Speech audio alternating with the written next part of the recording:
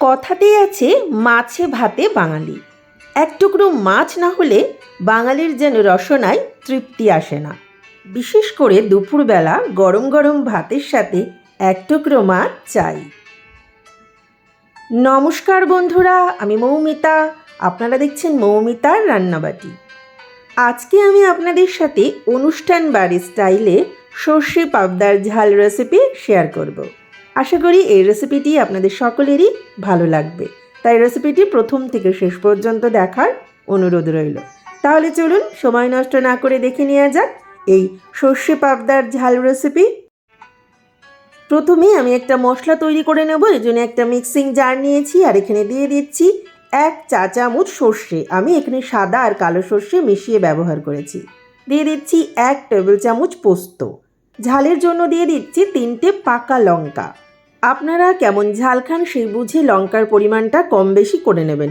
দিয়ে দিচ্ছি খুব সামান্য 1/4 চা চামচ লবণ আর খুব সামান্য পরিমাণে হলুদ। এইবারে সব কিছু জল ছাড়া প্রথমে গুঁড়ো করে নেব। এই যে জল ছাড়া প্রথমে এগুলোকে এইভাবে ব্লেন্ড করে নিয়েছি। এবার এখানে দিয়ে দিচ্ছি খুব সামান্য পরিমাণে ধনে পাতার ডাঁটা। ধনে পাতা ব্যবহার করছি না, এই ডাঁটাটাই ব্যবহার করছি। এবার এই ধনে পাতার ডাঁটাটা দিয়ে খুব ভালোভাবে পেস্ট করে নেব।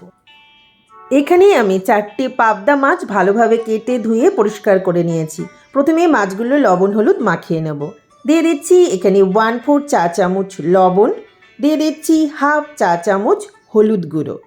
দিয়ে দিচ্ছি খুব সামান্য এই 1/4 চা চামচ লাল লঙ্কার গুঁড়ো আর 1 চা চামচ সর্ষের তেল। এখানে অবশ্যই সর্ষের তেলটাই দেওয়ার চেষ্টা করবেন।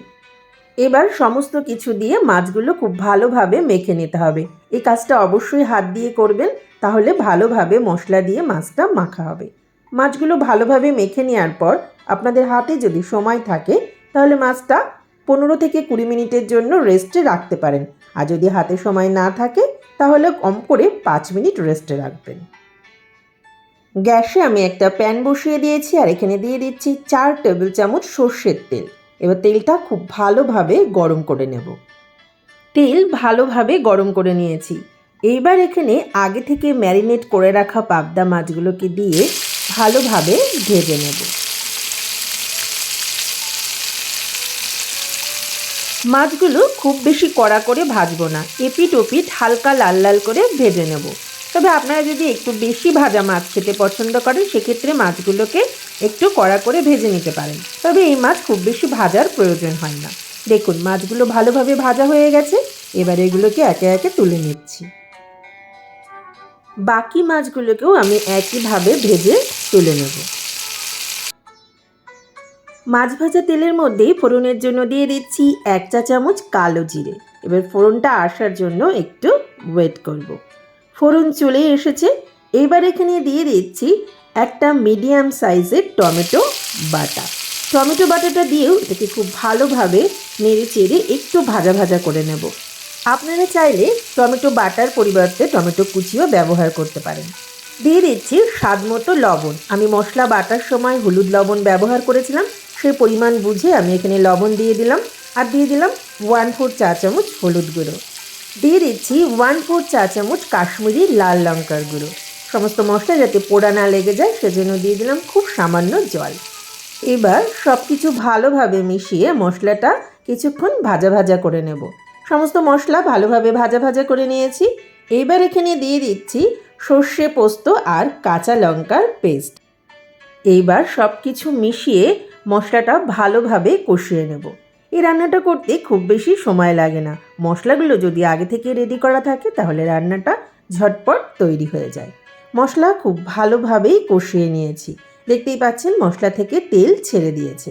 এবার এটাকে ভালোভাবে একটু মিশিয়ে নিলাম।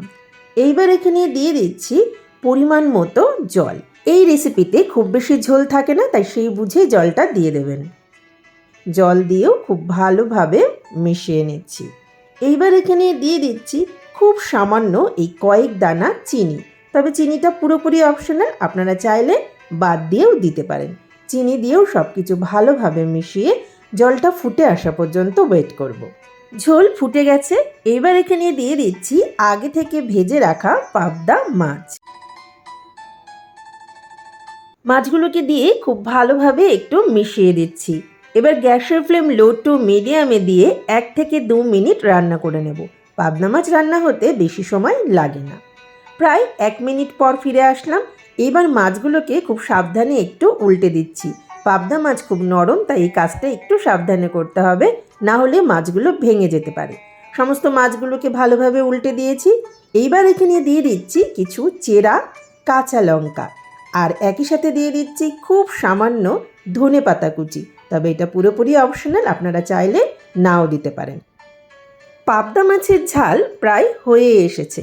তাহলে দেখলেন, ঘরে থাকা সামান্য কিছু মশলার ব্যবহার করেই একদম অনুষ্ঠান বাড়ির স্টাইলে পাবদা মাছের ঝাল আমরা কত সহজেই বানিয়ে নিতে পারি। পাবদা মাছের ঝাল পরিবেশনের জন্য তৈরি। এবার এটাকে নামিয়ে নেব। আপনারা পাবদা মাছের ঝালের এই রেসিপি একবার ট্রাই করে দেখতে পারেন। আশা করি আপনারা নিরাশ হবেন না। আর আপনাদের এই রেসিপিটি ভালো লাগলে অবশ্যই আমাকে কমেন্ট করে জানাবেন। আপনাদের কমেন্ট আমাকে অনেক উৎসাহিত করে নতুন নতুন রেসিপি তৈরি করার জন্য। পাবদা মাছের ঝাল আমি গরম গরম সাদা ভাতের সাথে পরিবেশন করে দিয়েছি। গরম গরম ভাত আর তার সাথে যদি এরকম পাবদা মাছের ঝাল থাকে, মৎস্যপ্রেমী বাঙালির আর কি চাই বলুন। তাহলে বন্ধুরা, এই রেসিপিটি যদি আপনাদের ভালো লেগে থাকে, অবশ্যই লাইক, কমেন্ট, শেয়ার ও চ্যানেলটি সাবস্ক্রাইব করে আমার পাশে থাকবেন। আর হ্যাঁ, পাশে থাকা বেল আইকনটি প্রেস করে অল অপশনটি অবশ্যই অন করে রাখবেন। তাহলে আমি যখনই নতুন কোনো ভিডিও আপলোড করব, সাথে সাথে আপনাদের কাছে নোটিফিকেশান চলে যাবে। তাহলে আর ভাবনা কিসের, বাড়িতেই বানিয়ে ফেলুন একদম অনুষ্ঠান বাড়ির স্টাইলে পাবদা মাছের ঝাল, আর সকলে মিলে এনজয় করুন। ধন্যবাদ।